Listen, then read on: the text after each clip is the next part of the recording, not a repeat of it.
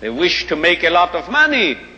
In Europe, every American student, even more every American adult, is regarded as someone who is just out to make a lot of money.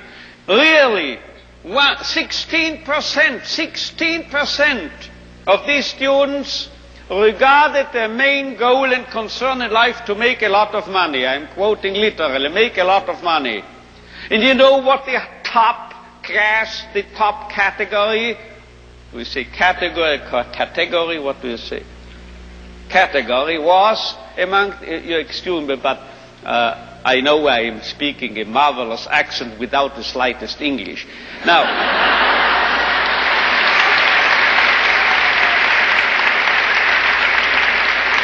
you know what the top category was? 78% of these American youngsters were concerned, as they expressed it themselves, with finding a meaning and purpose in their lives. So this is a realistic view on man. And you know, you won't believe it, gray hair, my age, I started taking flying lessons recently. Do you know what my flying instructor told me? If you are starting here, wish to get here, say east, heading for this, and you have a crosswind, you will drift and you will land here.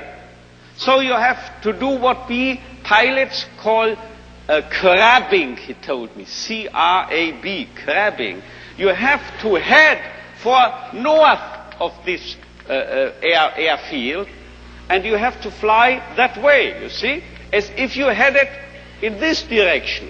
If you are heading here above this airfield, then you will actually land here.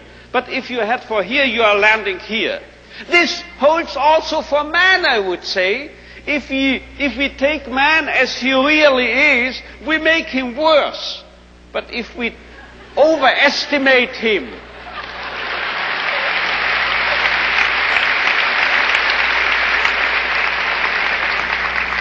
it's premature, your applause, you will soon know why.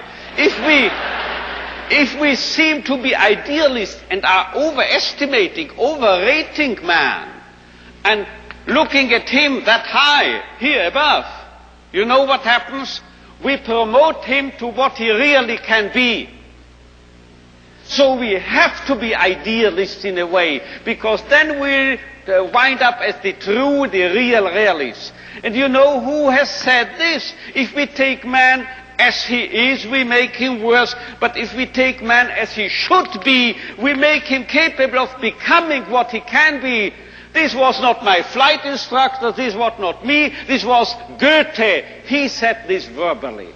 And now you will understand why I, in one of my writings, once said, this is the most apt maxim and motto for any psychotherapeutic activity.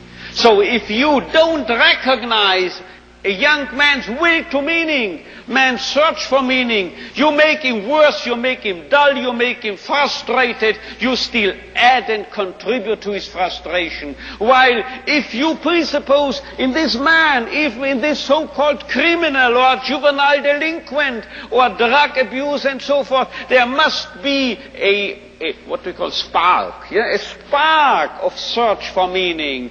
Let's recognize this, let's presuppose it, and then you will elicit it from him, and you will make him become what he in principle is capable of becoming.